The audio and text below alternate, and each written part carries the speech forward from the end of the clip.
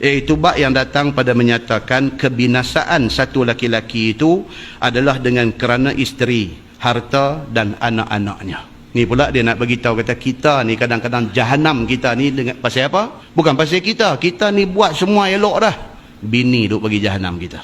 Kita ni cantik dah, elok dah, apa semua dah. Bini kita tak tarbiyah dia cara Islam. Dia duk perosak nama kita. Kita ni buat semua elok, semua cantik dah. Tapi jahanam kita ni pasal apa? Kerana harta benda kita. Akhirnya dia merosakkan ibadat kita. Kita ni semua mula duk buat cantik elok dah. Lepas tu pergi rosak pasal apa? Pasal anak kita. Kita elok, orang duk buat lagu tu kat kita. Dia kata pirah anak dia sendiri, kita jadi rosak kerana anak kita. Dia kata Allah dia bagus punya jadi tok mufti. Dia buh lagu tu. Hampir tengok anak perempuan dia duk keluar tak pakai kelumbung, habis kita. Jawatan nak kita pegang tu jahanam lagu tu aja. Pasal apa? Pasal anak, pasal bini, pasal harta yang duk ada kat kita. Ini yang agama nak bagi tahu. Ketahuilah, seseorang daripada kita ini ada banyak punca datang kebinasaan. Kita ni jaga-jaga kok ni dia perluh kok nu. Jaga-jaga kok nu dia perluh kok ni. Dia ada banyak punca nak bagi jahanam kita ni. Setengah daripadanya dikhabarkan oleh Nabi SAW supaya kita ambil ingat. Tiap-tiap seorang yang takut jatuh binasa akan dirinya. Nabi pesan ni pasal apa? Pasal sayang nama kita tuan-tuan. Nama baik kita ni kadang-kadang kita bina 20 tahun. Ni nak dapat nama baik ni 20 tahun. Sehari semalam aja anak kita bagi jahanam nama kita. 20 tahun kita duk tatang nama baik kita ni. Jaga perangai kita, jaga tingkah laku kita, jaga akhlak kita. 20 tahun. Anak kita sehari semalam pelingkup kita. Dia kata,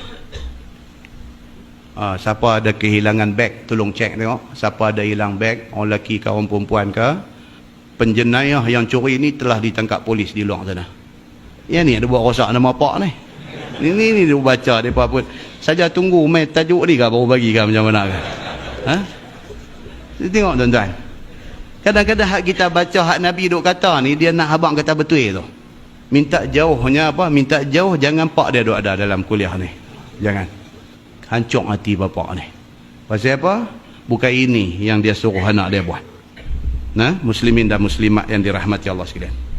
Baik, dia kata maka khabarnya itu ada dikeluarkan oleh Imam At-Tirmizi. Diriwayatkan daripada satu sahabat Nabi SAW yang menjadi tempat simpan rahsia fitnah Nabi SAW.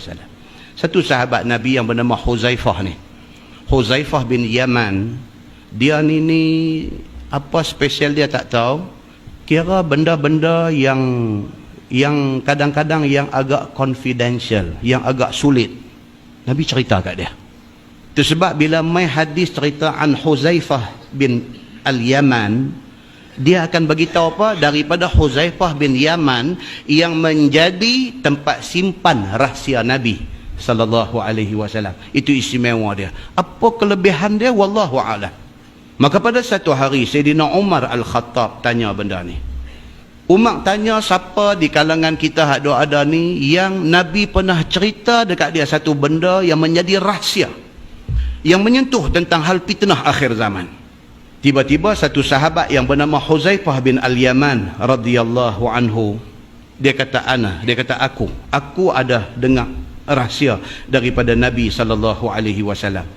Berkata Umar itu kepada semua sahabat yang duduk sama-sama dengan dia, siapa daripada kamu yang ada ingat apa-apa barang yang disabdakan oleh Nabi SAW tentang fitnah seseorang kita?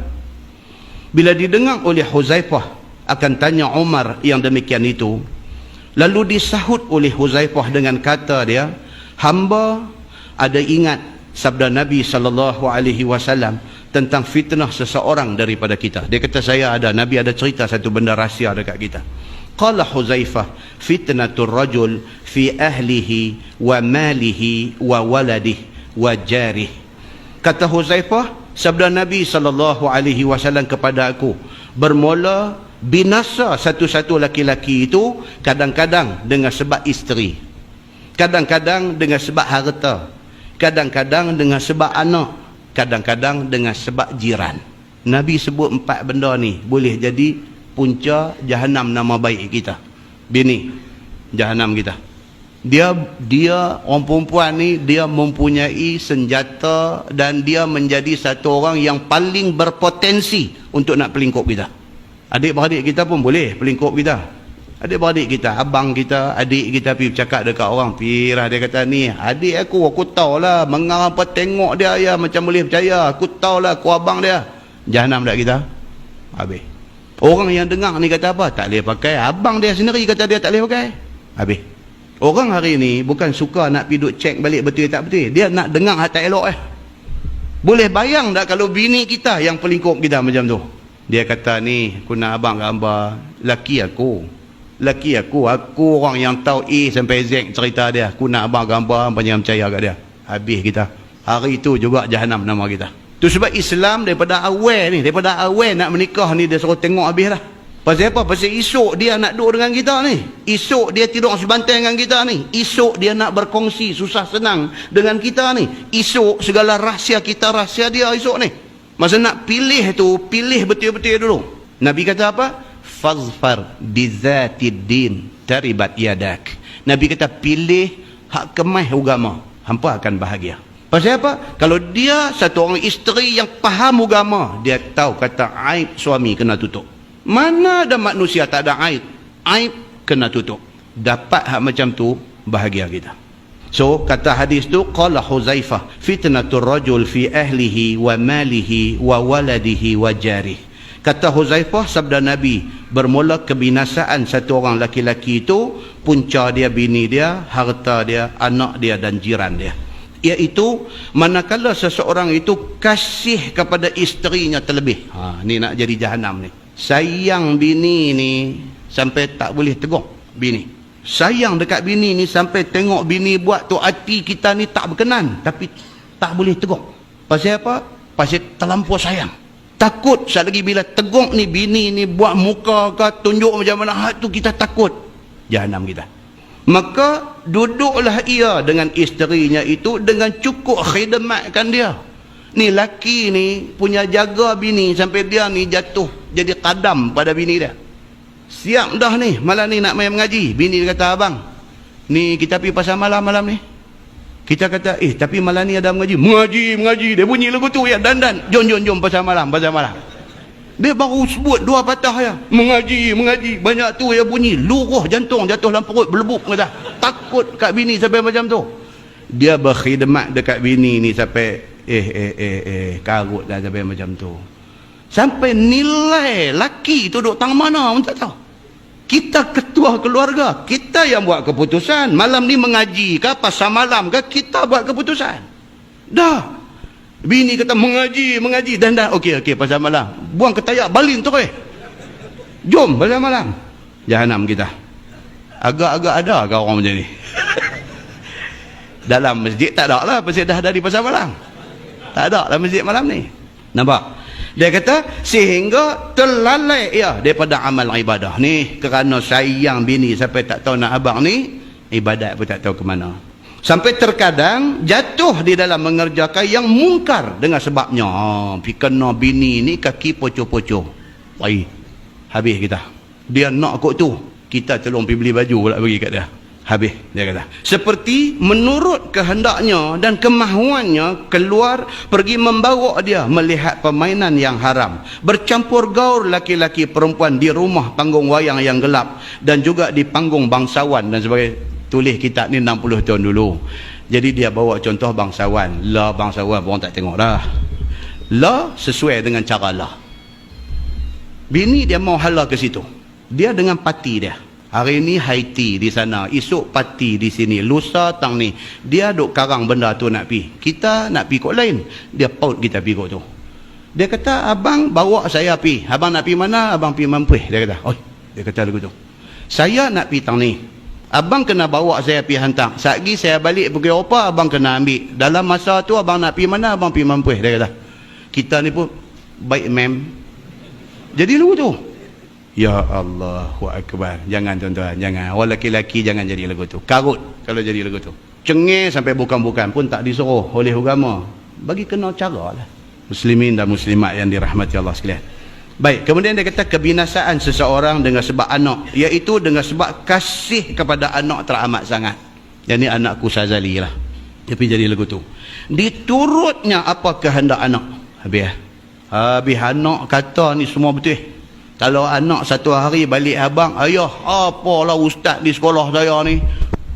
Saat lagi dia turun pergi dengan baju perang tu aja dia pergi sekolah, cari ustaz ni nak buat penampak. Pendek kata, anak dia ni kata apa pun betul. Siapa yang anak dia kata salah, orang tu salah. Tak payah bercara dah, memang salah. Kalau sampai macam tu, satu hari anak dia pergi jual dia di Pekan Danau. Satu hari anak dia pergi jual dia di Siam. Pasal apa? Pasal percaya dekat anak sampai menjahanamkan diri sendiri dan masa depan anak turut jahanam. Tak mau macam tu. Diberi akan dia wang dan apa yang menyukakan hati dia. Anak mau apa? Mau duit, ayah bagi duit. Hang mau apa? Bagi semua. Anak bawa balik jantan, anak perempuan bawa balik jantan, mai tidur dalam bilik di rumah. Dia boleh tak kata apa? Satu sahabat kita itu dah duduk tenggelam timbul duduk ikut kuliah. Mai cerita dengan ayak mata belenang. Perihal tak boleh kontrol anak. Dia kata, ustaz, minta maaf saya nak cerita lah. Anak perempuan saya ni yang pergi jadi jahanam ni bukan pasal apa. Dia kata pasal mak dia. Dia buka bini dia. Pasal mak dia. Saya ni sampai tak ada perkataan boleh tegur anak ni, mak nanti main depan jadi lawyer dia. Macam tu punya keadaan ustaz. Dia kata hari tu dia bawa balik jantan main tidur dalam bilik di atas. Saya boleh tidur kau ustaz? Anak perempuan duduk tidur dengan jantan di bilik tingkat atas. Saya boleh tidur kau ustaz? Dia kata, saya tak boleh ustaz. Saya tak boleh. Saya baca apa nak jadi-jadi, saya naik pergi, saya ketuk pintu. Dia buka pintu, dia tendang pak dia atas dada ni. Anak perempuan. Dia tendang pak dia atas dada ni, jatuh tergulin orang tua ni. Dia maki hamun pak dia ni. Duk saat mak bangkit daripada bilik tidur, mai tumpang sekaki maki pak ni, suruh keluar daripada rumah malam tu juga. Dia ni ada asma, penat. Masa dia mai cerita dekat saya tu, duk cerita ni dia sedih yang melampau, penat lah. Duk suluk dalam poket cari tu, duk semuk dalam mulut pula. Tuan-tuan, satu-satu orang habuan macam tu dah ada. Jangan dah sampai jadi macam tu baru kita nak karau balik tali kita lepas ni, tak dan karau dah. Kita dengan anak ni lepas tali ni, lepas ni perahu dia, kapal dia ni dah pi tengah laut tak nampak dah. Baru nak karau ni, baru nak karau tarik, tak dan tuan-tuan, tak dan dah. Jangan duk lepas jauh sangat masa awal-awal ni, supaya apa-apa jadi dan kita karau dia balik ke pelabuhan. Muslimin dan muslimat yang dirahmati Allah sekalian. Dan dia kata menjadikan dia, yakni tidak diajarkan dia adab yang baik. Budak ni bila kita terlampau sangat dengan dia, dia tak ada adab. Budak yang tak beradab, dia akan jadi macam tu. Dan tidak disuruh akan dia buat kerja yang patut baginya. Anak ni sampai tak boleh sentuh apa. Tuan-tuan pernah tengok tak dalam satu rumah tangga, mak tak kerja, anak-anak perempuan 3 orang 4 orang tak reti masak, tak reti masak nasi, tak reti goreng telur. Pasal apa? Ni hak kita duk baca lah ni. Sayang anak ni sampai anak perempuan tak bagi pergi ke dapur. Semua mak nak buat. Hang tak usah, hang pergi baca buku, mak buat tak apa. Hang tak usah buat, hang nak periksa, hang pergi, mak buat tak apa. Anak dara umur 17, 18, 19, 20 tak reti masak. Anak orang kaya pun perempuan 14 tahun reti masak dah. Ni anak orang susah kampung ni tak reti masak, umur dah 18. Di mana silap? Silap mak bapak. Maka Islam awal-awal bagi tahu dengan anak-anak ni sayang, bukan tak sayang. Nabi sayang dekat anak cucu dia, tapi sayang kena ajak, bukan sayang biar dia bagi lingkup. Muslimin dan muslimat yang dirahmati Allah sekalian. Sampailah sayang ni sampai tidak disuruh anak belajar sampai tahap tu. Hanya seseorang itu berkhidmat pula kepada anaknya dengan menghabis harta. Mak pak ni pula pergi jadi khadam anak ni, pergi jadi khadam anak. Sayang anak, patut-patut. Sampai jadi khadam anak, bukan itu cara yang Islam suruh. Khadam, jadi khadam anak, pergi duduk rumah anak, tolong mengasuh cucu, jaga anak kepada anak kita, lepas tu duduk kena jerkah pula dengan anak. Itu khadam lah. Kita boleh bagi masa tolong pergi tengok cucu ni, itu dah cukup baik. Dah, dia balik kerja, dia boleh jerkah mak dia.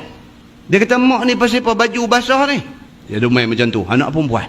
Mak kata, tadi mak terlelap tadi ni, hujan tak ada nak kutip, angin main. Mak esok saya nak pakai baju ni. Tuan-tuan, kalau tuan-tuan jadi suami kepada perempuan yang kena cakah ni agak-agak lah, agak-agak nak buat apa? Ada tak ada jadi benda ni tuan-tuan? Ada jadi. Dia mai tahap tu, anak merosakkan ibu bapa dia. Dan berbimbang sepenuh masa diberikan kepada anak. Tu dia. Ni, duk fikir hal anak ni. Kuliah masjid tak dan main ni. Pasal apa? Duk fikir nak pergi hantar anak tuition. Oh, yang ni ramai lah ni. Tuition tadi ni, saat lagi nak balik pergi Eropah, duk congok mai. Kalau mai saat lagi kuliah habis lambat, anak tak ada nak pergi ambil lah apa. Tak mengaji. Tak mengaji. Duk jadi driver anak lu tu, pergi hantar saat lagi pergi kedai kopi, kena apa kalau lebih kurang saat lagi time balik pergi ambil. Tak mengaji pak ni. Agama tak tahu pergi ke mana. Pasal apa? Terlampau sayang dekat anak ni.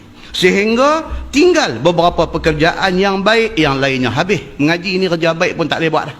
Jahanam agama bapa ni. Sehingga meninggal beberapa pekerjaan yang baik. Tidaklah dapat buat ibadah dan taat dan dengan kerana berbimbang dengan anaknya itu, dan tidaklah dapat masuk bergaul dengan orang-orang yang baik-baik dengan sebab berbimbang dengan anak itu, dan tidak dapat nak membuat kebajikan yang sepatutnya kerana berbimbang dengan anak itu. Bagi dia anak itulah segala-galanya. Tuan-tuan, saja tanyalah isu anak tu, dia nak ingat kat kita macam kita ingat kat dia lah ni kah?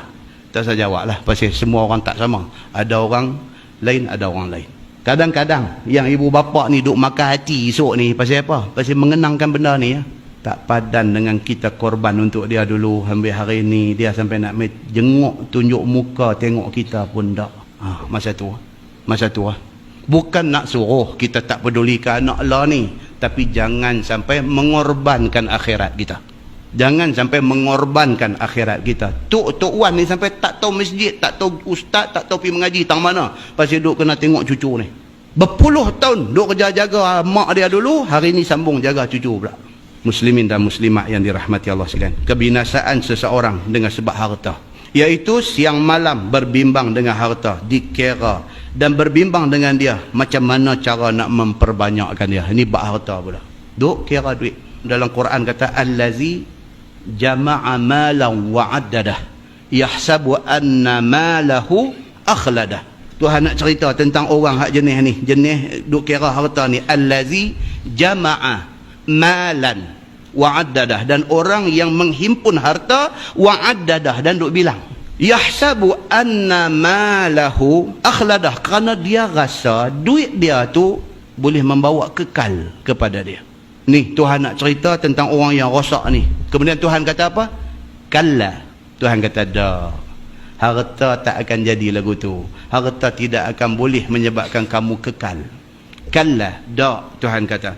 La yumbadhanna fil hutamah. Sebaliknya, sifat kamu duk kira harta tak berhenti ni akan menyebabkan kamu dihumban ke neraka hutamah. Islam tidak larang kita cari duit. Islam tidak larang kita jadi orang kaya. Tapi Islam larang kita apabila harta tu kontrol kita, bukan kita kontrol dia. Tu Islam larang kita. Dengan kerana harta, tak dan nak mengaji agama. Tak dan. Muslimin dan muslimat yang dirahmati Allah sekalian. So dia kata, dan bagaimana nak menyedikitkan habisnya. Duk fikir harta ni nak tambah macam mana, nak belanja, nak cermat, nak bagi korang ni macam mana, sehinggalah tinggal amal ibadah dan segala yang difardukan Allah. Maka dihimpun akan dia daripada apa jalan jua pun, tidak peduli jalan itu haram atau syubhat. Dia main lagu tu. Minta bagi orang mai abang. Dia kata ni ada satu skim, dia panggil skim cepat kaya mai. Dengar. Mata pun dia naik kala mai. Macam mana nak buat ni? Dia kata tak banyak mana. Hang bubuh, dia kata 2,500 ya. Dia tunjuk mai hak kita ada dapat. Tapi dia tak bagi kat kita. Dia tunjuk ya, hak ni hang punya, tapi nak ambil tak boleh. Lepas tu 2 minggu dia bagi dekat hang 10%. Kita buh 2,500. Dalam 2 bulan setengah, dapat balik lah. Hak dapat lepas pada 2 bulan setengah tu, dia kata Alhamdulillah rezeki hang. Dia kata, Pak Haji ni pun kepiah, lari mai ikut tepi lagu tu. Dia kata betul ke? Skim cepat kaya ni bukan boleh percaya pun. Mula-mula kata lagu tu. Kawan ni kata apa? Dia kata selalu kalau hak nak kena, hak masuk lambat. Dia kata hak masuk awal lepas. Betul ke? Dia main. Betul ke? Tak tahulah, aku kira dah balik modal dah. Kawan hak main abang ni kata, aku kira-kira dah balik modal dah. Lah duk makan untung lah. Petang ni boleh dapat orang ni. Pasal apa tuan-tuan? Duit. Siapa tak mau? Ini dia nak beritahu. Dia tak tanya dah macam mana prosedur duit tu nak mai, jalan dia halal ke tak, haram ke syubhat. Tak tanya dah. Janji, betul 2 minggu dapat 10% ni, betul ni, betul ni. Duk tanya yang tu Nampak tuan?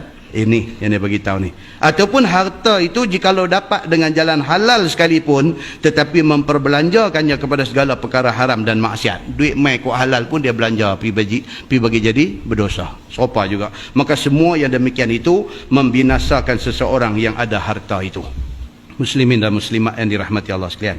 Kemudian di bawah tu dia kata kebinasaan dengan sebab jiran, iaitu apabila seseorang itu berbuat baik dengan dia, seperti ada hidup-hidupannya, maka engkau dengki lalu engkau pukul akan dia. Yang ni kita dengan jiran ni pi jadi berdosa. Pasal apa? Pi duduk berkembang dengan orang suka belah kucing. Jiran kita ni hobi belah kucing. Dalam rumah kucing dah 25 ekor. Kucing di rumah dia duk main, berak main rumah kita. Angin lah kita ni. Cakap dah elok-elok dekat jiran ni. Dia kata ni hampa hobi nak belah kucing, belah lah. Aku tak kisah anak belah kucing ke, anak belah rimau ke. Tu marah lah tu bila cakap lu tu. Anak belah kucing ke, anak belah rimau ke, anak belah gajah ke, hang belah. Dia kata jaga jangan bagi main berak rumah aku. Tu angin dah tu cakap tu. Jiran tu buat pekak, buat tak faham. Kucing ni memang dia tak masuk sekolah. Dia sekolah apa pun tak masuk. Dia senak perut, dia pergi rumah sebelah lah. Kita ni pergi jadi rosak nama dengan kerana jiran yang hobi macam ni. Jiran ni hobi macam ni, kita ni pergi jadi rosak nama. Satu hari kita lost tempered, kita hilang dah pertimbangan kita pergi bercakap lebih kurang dekat dia, kita maki hamun dia, kita pergi pukul kucing dia bagi mampus, jahanam nama kita. Itu dia kata apa? Fitnah kepada kita ni dengan kerana pergi dapat jiran macam ni. Dia tak sebut kata aku naik angin, dia kata ni yang aku hangin. Bila dia kata hangin tu memang rosak lah, nama dia rosak lah. Ni dia beritahu. Ataupun dia kata engkau bunuh ataupun engkau sakiti akan binatang itu. Sengak-sengak tangkap, boh langgundi, juru hayang angat pergi mampus bang. Berdosa kita ni pergi buat ke kucing macam tu. Yang tak ada akal ni tuan rumah ni, jiran sebelah ni. Kita pergi jadi berdosa pasal bunuh binatang ni. Jadi benda ni dua pihak lah. Kita pun satu, kalau kita duk pihak yang angin ni pun tak boleh. Kalau kita pergi duk pihak minat belah kucing ni pun kena jagalah. Hidup bermasyarakat ni, kita jangan fikir kita kena fikir orang lebih pada kita, barulah elok masyarakat ni. Dan seperti mana jiran itu berkasang laku dengan kau, maka engkau maki akan dia, dan engkau marah dan engkau sakiti akan dia. Pergi dapat jiran jenis mulut tak elok. Hak elok kita ni dia tak pernah cerita ke orang, hak tak elok kita ni dia pergi abang ke orang, habis kita. Ataupun jiran ada anak isteri, maka engkau jahat diri engkau dengan anak isterinya. Dia ada anak bini, kita pergi buat tak elok dekat anak bini dia. Zina tu berdosa. Berzina dengan isteri jiran lagi besar dosa. Zina tu dah cukup keji dah. Pergi berzina dengan jiran, lagi besar dosa dia. Ataupun engkau sakiti mereka, maka tiap-tiap sesuatu yang bertali mali dengan jiran itu apabila tidak diperbuat baik, maka kebinasaanlah ke atas engkau yang tidak buat baik dengan jiran itu. Jahanam kita bila kita tak boleh nak buat baik dengan jiran. Sabda Nabi SAW, yukaffiru has-salah was-saum was-sadaqah wal amru bil ma'ruf wan nahyu 'anil munkar. Kata Nabi, dan semua dosa tadi ini boleh dikifaratkan dengan sebab benda-benda yang kita buat ini. Apa dia? Yang pertama, sembahyang. Kita sembahyang, jaga elok, sembahyang sunat kita buat, puasa kita buat elok, puasa sunat kita buat, sedekah zakat kita keluarkan, sedekah sunat kita buat, kita suruh orang buat baik, kita sendiri buat baik, kita cegah orang buat jahat, kita jangan buat jahat, maka dosa-dosa kita yang melibatkan bini, anak, jiran dan sebagainya ni dikifaratkan oleh Allah Subhanahu wa taala.